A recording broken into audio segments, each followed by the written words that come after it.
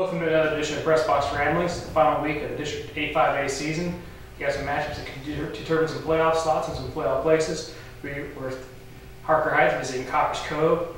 Big Killeen Temple match up on Thursday night at Leo Buckley Stadium. And then we got Ellison Shoemaker matching up Friday at Fort Hood Stadium. Joining me today will be Alex Byington and Clay Whittington. We're going to break down all this week's actions for you.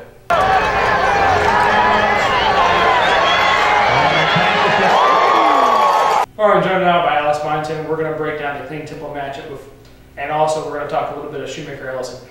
Let's start off with Killeen Temple because that's one that has big playoff implications that we've seen in the last couple of weeks. What does Killeen need to do to secure this playoff spot and get this done against Temple this week? I think they just have to do what they've been doing the last several weeks, is that's moving the ball consistently and making a couple of stops on defense and not making mistakes. Killeen's offense was, moving the ball very consistently against Ellison. Obviously, Ellison's one of the worst defenses in the district, but they registered a season high 567 yards of total offense. Running the ball with Daniel McCants and passing the ball with Gascamp, at least in the first half. Obviously, they went to their backup quarterback when he got hurt. So, depending on the injury situation, but they proved in the second half that they really didn't need to pass the ball to move the ball effectively. Now, I think obviously Temple has actually a worse defense than Ellison. So, given that situation and the uncertainty with Temple's home quarterback, Zach Allen, who is expected to play, but still, he could be banged up. He could be, a little bit sore, rusty, whatever.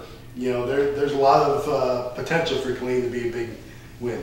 All right, and the playoff implications, of course, would be Killeen would secure them this spot. While it looks like Temple's going to have, which at the beginning of the season didn't look like possibly. Talk a little bit about the playoff situation in 8-5A right now. Oh yeah, essentially there are two games that really matter, and about 4 teams that can really make things interesting. Obviously, the Cove Heights game, winners in, the loser still has a shot to get in. But that you win that game, you get in. Similar, Killeen wins, they're in, and they actually would lock up like a third seed, the number 3 seed, if they win over Temple.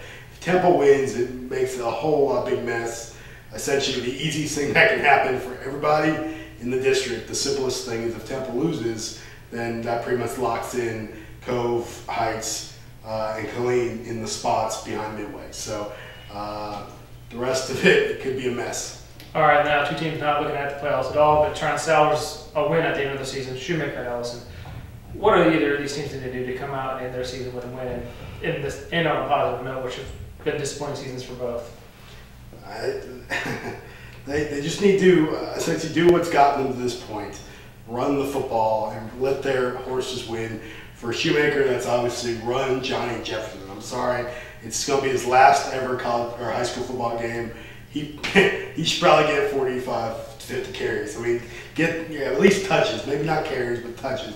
Get the kid the ball, let him do his thing. Same thing with Ellison. They got Isaiah Cowan, a big horse. He's been their workhorse. He's actually leading the district in carries.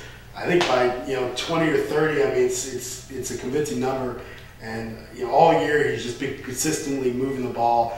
I think if both teams do that and then avoid the turnovers, avoid the costly mistakes, whoever has the least amount of turnovers, I think, wins that game. All right, don't forget to check out Killeen versus Temple on KH Pressbox on Thursday, and on Friday night we'll have all the Shoemaker and Ellison action.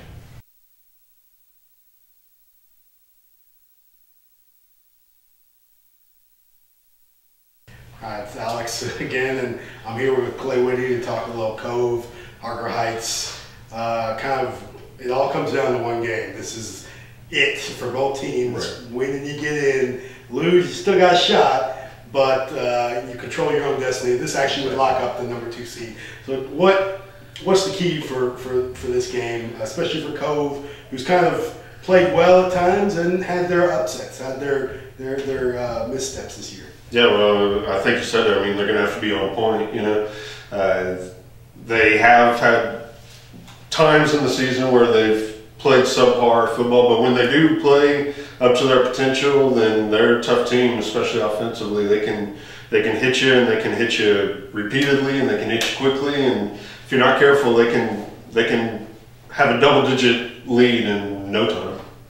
Well, obviously, what's going to be the key for Cove? They've kind of had that command. I think, honestly, I can't remember the last time a Cove team has lost to a KSD team. It's been longer than any of us have been around this area. So at least 5 or 6 years. I'm pretty sure we're going almost on 10 to 12. So Cove, it's at Cove. They'll have that advantage of being that home field.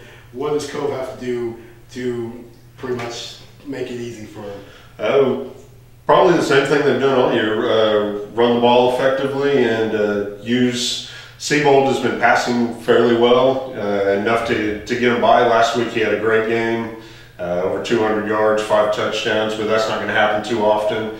But as long as he's serviceable and just makes smart plays and doesn't turn the ball over with interceptions, obviously Heights is good at picking teams off. So as long as he plays smart at the quarterback position and they're able to maintain possession of the ball and make those possessions count with touchdowns, then I think they'll be in good shape. That's kind of going to be Heights' situation. They got to find what works for them. They've had games really kind of been schizophrenic all year. They've been where they kick themselves in the foot and they turn the ball over, they fumble, or they throw interceptions and then leads to quick scores. If they do that against Cove, it'll be over by halftime. Right. But I think if they play the way they played against Temple, against Belton, against some of those teams where they've shut them down on D, or at least played serviceable defense. And I think Heights' defense is probably the best Cove's going to see since, I think, South Lake Carroll probably. So as far as that concerned, if they can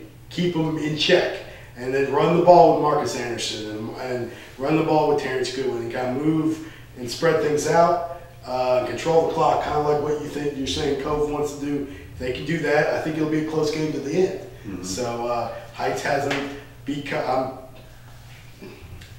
Most people around this area don't remember the last time Heights beat Cove, and I don't know if they ever have. So this could be a big change for Heights if they can pull this off. This will get into the playoffs for the first time since 06, so that'll be a big step. Yeah, and I think if you look at them on paper, defensively they're pretty similar.